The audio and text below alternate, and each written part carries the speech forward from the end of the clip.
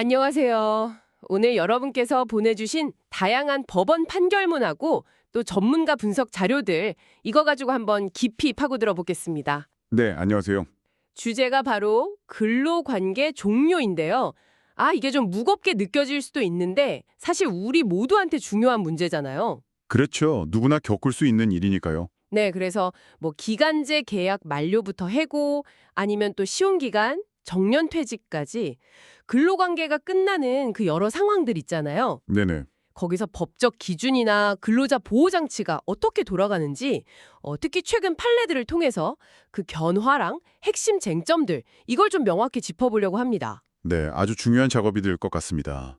자료들을 보니까 정말 흥미로운 지점들이 많더라고요. 맞아요. 저도 보면서 이런 부분은 꼭 짚고 넘어가야겠다 싶었어요. 자, 그럼 함께 파헤쳐 볼까요? 네, 좋습니다. 먼저 그 보내주신 자료 중에 딱 눈에 띄는 게 있었는데, 기간제 근로자 계약 만료 상황부터 보죠. 네, 기간제 계약. 이게 계약 기간 끝나면 그냥 그걸로 끝인가요? 아니면 해고처럼 뭐 서면 통지 같은 거? 그런 절차가 필요할까요? 근로기준법 27조 보면 해고할 때는 사유랑 시기, 서면으로 써야 효력이 있다고 하잖아요. 네, 그 조항이 있죠. 이게 좀 헷갈릴 수 있거든요. 네, 맞습니다. 그게 바로 첫 번째 핵심인데요. 근로기준법 27조는 왜 있냐면 사용자가 해고를 좀 신중하게 하라는 거고 나중에 분쟁 생기면 근거 명확히 남기고 또 근로자한테도 대응할 기회를 주려는 거거든요. 그렇죠. 취지는 알겠는데. 근데 대법원 판결을 보면요. 기간제 계약이 기간 만료로 딱 끝난 후에 그 후에 사용자가 더 갱신 안 할 겁니다. 이렇게 통보하는 경우 있잖아요. 네, 갱신 거절 통보요? 네. 거기에는 이 서면 통지 의무, 그러니까 근로기준법 27조가 적용 안 된다고 봤어요. 왜냐하면 계약 기간 만료는 이미 예정된 종료잖아요. 예정된 거니까. 예, 사용자가 일방적으로 관계를 끊는 해고랑은 다르다 이런 논리죠. 잠깐만요. 그럼 그 갱신 기대권이라는 거 있으면요. 계약서에 뭐 갱신 조항이 있거나 아니면 그동안 계속 갱신해 와서 당연히 이번에도 될 거라고 믿을 만한 그런 정당한 기대가 있는 경우 말이에요. 아주 중요한 포인트입니다. 그게도 계약 만료 후에 통보하면 서면 통지 필요 없다는 건가요? 그건 좀 이상한데요? 어떻게 보면 실질적으로는 해고나 마찬가지인데 절차는 다르다는 거니까요. 네, 정확히 보셨어요.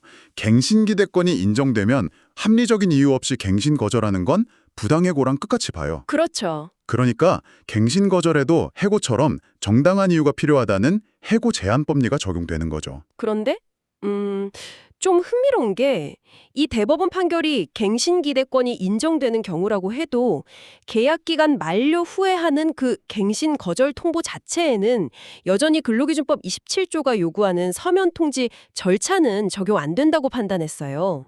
정말요? 이유는 있는데 절차는 필요 없다. 네, 법원은 아마 갱신 거절 사유를 계약 만료 전에 미리 알려주지 못한 거에 대한 그 절차적 필요성, 이게 해고만큼 크지는 않다고 본 것 같아요. 와, 그러니까 갱신 거절의 이유는 정당해야 하지만 그 이유를 계약 만료 후에 서면으로 통지할 절차적 의무는 없다. 야, 이거 진짜 미묘한 차이네요. 네, 그렇죠. 실무에서는 이 부분이 꽤 중요합니다. 이 점은 진짜 기간제 계약 다루는 분들이라면 꼭 알아두셔야 할 핵심 같아요. 그럼 그 해고 예고나 해고 금지 기간 같은 다른 해고 관련 규정들 있잖아요. 네, 해고 예고 수당 같은 거요. 네, 그런 건 갱신 기대권 있는 갱신 거절 상황에는 어떻게 적용될까요? 그것도 관련 판례 평석을 보면요. 이런 다른 해고 규정들도 기간 만료 상황에 그대로 적용하기는 좀 어렵다는 시각이 있어요. 역시 성격이 다르니까. 네, 해고랑 기간 만료는 법적 성격이 다르기 때문이죠.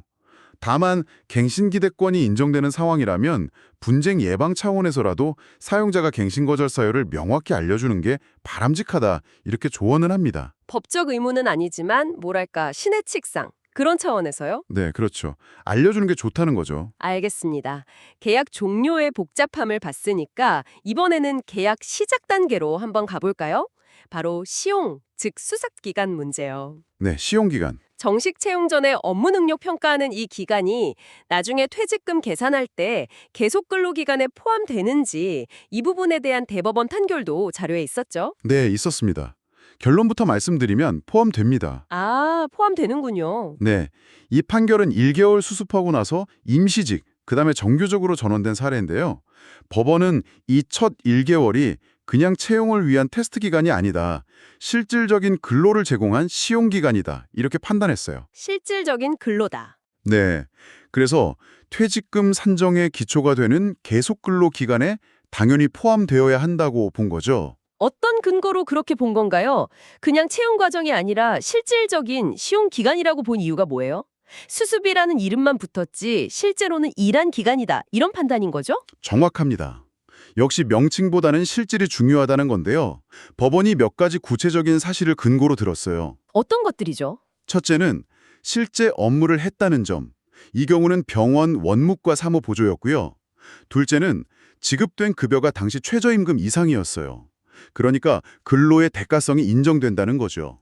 아, 돈도 제대로 받았고. 네. 그리고 셋째는 수습 끝나고 정식 채용하려고 인사위원회 심의 절차까지 거쳤다는 점. 이런 걸 다 종합적으로 고려한 겁니다. 그렇군요. 결국 이름이 뭐든 간에 사용자의 지휘 감독 아래서 실제로 일했다면 그건 근로기간으로 봐야 한다. 이 원칙을 다시 확인한 거죠. 하긴 예전에 임시직에서 정규직 전환될 때도 근속기간 합산한다는 판례가 있었잖아요. 네, 맞아요. 그 전원 합의체 판결이 있었죠. 그 법리가 시용기간에도 적용된다는 걸 좀 더 명확히 했다고 볼 수 있습니다. 알겠습니다. 자, 그럼 다시 근로관계 종료 이후의 문제로 가보죠. 부당해고 판정받고 복직했는데 회사가 아무 일도 안 시키고 그냥 월급만 주는 경우. 이거 법적으로 괜찮은가요? 소위 책상 뺏기 같은 상황이요? 관련 대법원 판결도 있었어요. 아, 그거요? 결국 그렇지 않습니다. 아, 안 되는군요. 네. 이 판결은 정말 중요한 점을 짚어줬어요. 사용자가 정당한 이유 없이 복직한 근로자한테 일을 안 주고 근로 제공을 계속 거부하는 행위, 이거는 단순히 월급 주면 끝나는 채무 이행 문제가 아니라는 거예요. 그럼 뭐죠? 근로자의 인격적 법익을 침해하는 별도의 불법 행위가 될 수 있다고 판단했습니다. 사람은 일을 통해서 자아 실현도 하고 인격도 발전시킬 권리가 있는데 이걸 부당하게 막는 건 위법하다는 거죠. 와, 인격권 침해까지요. 구체적으로 어떤 사건이었길래 이런 판단까지 나왔나요? 복직한 대학 교수님 사건이었어요. 학교 측이 좀 고의적으로 강의를 배정하지 않은 사건이었는데요. 아, 교수한테 강의를 안 주면. 네. 법원은 강의가 교수라는 직업의 본질적인 부분이고 이걸 통해서 인격권을 실현한다고 봤어요. 따라서 업무상 필요 같은 정당한 이유도 없이 본래 업무에서 배제하려는 의도로 강의를 안 준 거는 명백한 인격권 침해다. 그렇군요. 그래서 학교는 이로 인한 정신적 고통에 대해서 위자료를 줘야 한다. 이렇게 판결했습니다. 그러니까 부당해고 자체에 대한 배상하고는 별개로 복직 후에 업무 배제라는 또 다른 불법 행위 책임을 물은 거죠. 와, 이건 상당히 강력한 메시지인데요. 그냥 월급만 주는 식의 형식적인 복직은 안 된다는 거군요. 그렇죠. 이 판결이 소위 면피성 복직을 막는 효과가 있겠네요. 근데 여기서 고의라는 건 꼭 악의적으로 막 괴롭히려고 해야만 인정되는 건가요? 아닙니다. 반드시 그런 악의적인 의도까지는 필요 없어요. 법에서 말하는 고의에는 미필적 고의라는 게 있거든요. 미필적 고예요? 네, 자신의 행위, 그러니까 업무 배제가 상대방 인격권을 침해할 수 있겠다. 이런 가능성을 알면서도 그냥 그 행위를 했다면 인정될 수 있어요. 아, 그럴 수도 있겠구나. 알면서도 했다면. 네, 그래서 명백한 이유 없이 업무를 안 준다면 설령 막 적극적으로 괴롭히라는 의도가 없었더라도 고의가 인정돼서 위자료 책임이 생길 수 있다. 이 점을 사용자는 유의해야 합니다. 관련 판례 평석에서도 이 판결이 좀 높은 위자료 인정을 통해서 실질적인 복직 이행을 강제하는 효과가 있을 거다. 이렇게 기대하고 있더라고요. 그렇군요. 자, 이어서 노동위원회에 부당해고 구제 신청한 경우를 살펴보죠. 소송이나 심판 절차가 막 진행되고 있는데 그 도중에 근로자가 정년에 뜩 도달하거나 계약 기간이 끝나버리면 어떻게 될까요? 네, 그런 경우 있죠. 어차피 복직은 불가능해지는데 그래도 계속 다툴 이유, 그러니까 구제 이익이 있을까요? 이 부분에 대한 중요한 전원합의체 판결이랑 후속 판결들이 자료에 있었네요. 네, 이게 또 중요한 변화인데요. 과거에는 이런 경우 복직이 불가능해졌으니까 더 이상 구제를 통해서 얻을 이익이 없다 이렇게 봐서 소송이나 신청이 각하되는 경우가 많았어요. 그냥 끝나버리는 거네요. 네. 그런데 2020년에 대법원 전환합의체 판결에서 아주 중요한 변화가 생겼습니다. 설령 복직이 불가능하게 되더라도 해고가 부당했다는 판정을 받아서 해고 기간 동안에 임금 상당액이라도 지급받을 필요가 있다면 여전히 구제이익이 인정된다고 본 거예요. 아, 그럼 이제 복직이 안 되더라도 밀린 임금을 받기 위해서라도 소송을 계속할 수 있게 된 거군요. 이건 근로자한테 상당히 중요한 변화네요. 네, 맞습니다. 원직 복직이라는 구제 방법 말고도 금전적인 보상 필요성, 이것도 독립적인 구제이익으로 인정한 거죠. 이게 나중에 근로기준법 개정으로 입법화되기도 했고요. 아, 법에도 들어갔군요. 그런데 이게 모든 경우에 다 적용되나요? 예를 들어서 구제 신청을 하기도 전에 이미 회사가 문을 닫았거나 아니면 정년에 도달해서 처음부터 복직이 불가능했다면요? 그때도 임금 받으려고 신청할 수 있나요? 아, 그 경우는 다릅니다. 다른가요? 네, 이후에 나온 대법원 판결들이 그 점을 명확히 했어요.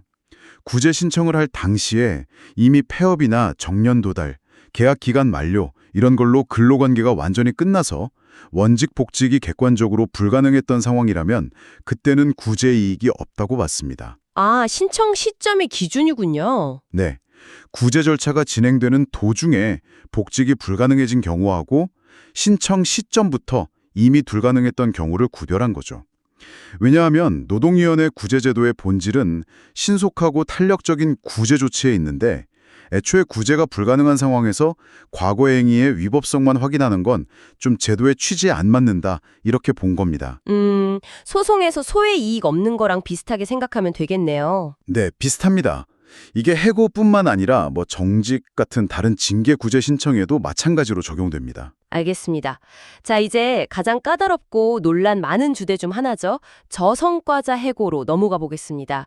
여러분께서도 이 부분 판례 많이 보내주셨는데요. 단순히 실적이 좀 부진하다.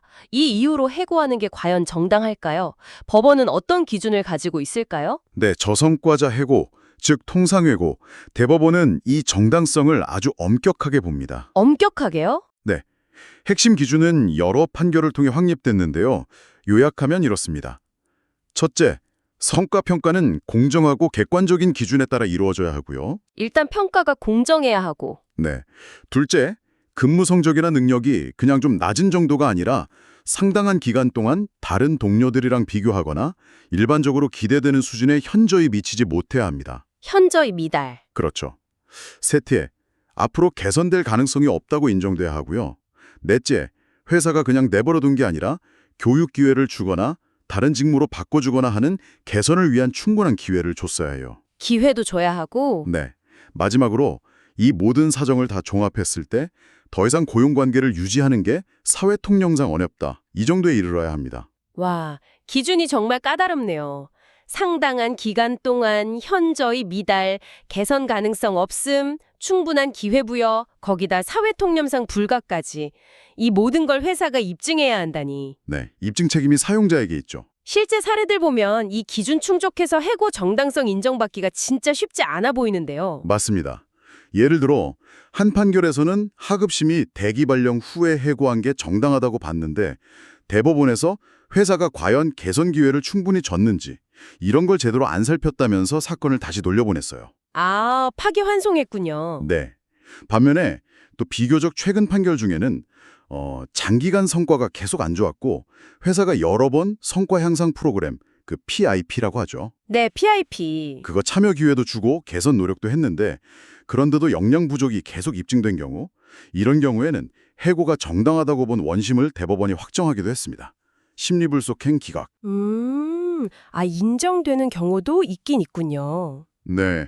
그러니까 요건을 갖추면 정당성이 인정될 수도 있다는 걸 보여주지만 역설적으로 그 요건 자체가 얼마나 엄격한지를 다시 한번 보여주는 사례라고 할 수 있죠. 네. 만약에 저성과가 단순히 능력 부족 문제만 아니라 근무 태만이라든지 이런 징계 사유랑 좀 섞여 있다면 어떻게 되나요? 회사가 징계 해고 대신에 좀 상대적으로 덜 불리해 보이는 통상 해고, 즉 저성과 해고를 선택할 수도 있나요? 그렇게 하면 기준이 좀 낮아질까요? 네. 판례는 사용자가 근로자한테 좀 덜 불리한 통상해고를 선택할 수 있다고는 봅니다. 선택은 가능하다. 네. 하지만 그렇다고 해서 정당성 판단 기준이 낮아지는 건 아니에요. 오히려 일부 전문가들은 통상해고를 선택했더라도 징계 사유가 좀 섞여 있다면 통상해고의 그 엄격한 기준, 예를 들어 근로제공이 객관적으로 불가능할 정도라는 기준에 더해서 징계 절차, 소명 기회 부여 같은 거요. 아, 징계 절차까지. 네, 그것까지 준수해야 할 수도 있다고 해석합니다. 즉, 그냥 통상해고라는 이름표나 붙인다고 쉽게 해고할 수 있는 건 아니라는 거죠. 그렇군요. 중요한 건 저성과의 근본 원인이 정말 역량 부족인지 아니면 태도나 규율 위반 문제인지 명확히 구분하고 각각의 법리에 맞는 정당성 요건과 절차를 다 갖춰야 한다는 점입니다. 정말 복잡하군요. 자, 이제 마지막으로 여러분이 보내주신 자료에 포함된 몇 가지 추가적인 쟁점들을 짧게 짚어보겠습니다. 초단시간 근로자, 정년, 그리고 장애인 근로자 관련 내용들이네요. 네, 먼저 초단시간 근로자의 퇴직급여 문제입니다. 주 15시간 미만이라는 분들인데요. 네, 이분들 퇴직금 문제요. 헌법재판소가 2021년에 이분들을 퇴직급여 지급 대상에서 제외한 법 조항, 이게 헌법에 어긋나지 않는다고 합헌 결정을 내렸습니다. 아, 합헌 결정이 났군요. 네, 다수의 의견은 입법자가 근로자 보호나 사용자 부담, 사회보장적 성격, 사업장 기여도 이런 걸 다 고려해서 내린 결정이다. 입법 재량 범위 내다. 이렇게 봤고요. 하지만 소수 의견도 있었어요. 퇴직급여는 본질적으로 임금의 후불적 성격이 강한데 근로시간 짧다는 이유만으로 지급을 아예 안 하는 건 평등 원칙에 어긋난다. 이런 반대 의견이었죠. 여전히 논의가 필요한 지점이긴 하겠네요. 그렇습니다. 다음은 정년의 소급 적용 문제입니다. 네, 정년 소급? 네, 회사가 취업 규칙을 바꿔서 정년을 낮추고 이걸 이미 일하고 있는 직원한테 소급 적용해서 정년 퇴직시킨 거 이거 부당하다고 판단했습니다. 아, 그건 안 되죠. 네, 아주 중요한 원칙 확인인데요. 정년 도달 여부는 퇴직 처리하는 그 시점에 유효한 규정을 기준으로 판단해야지 나중에 직원한테 불리하게 바뀐 규정을 거슬러 올라가서 적용할 수는 없다는 겁니다. 하긴 사용자가 해고 제한 피하려고 정년 규정 함부로 바꾸는 걸 막으려는 취지겠네요. 네, 맞습니다. 마지막으로 장애인 근로자에 대한 편의 제공 의무입니다. 네, 이 부분도 중요하죠.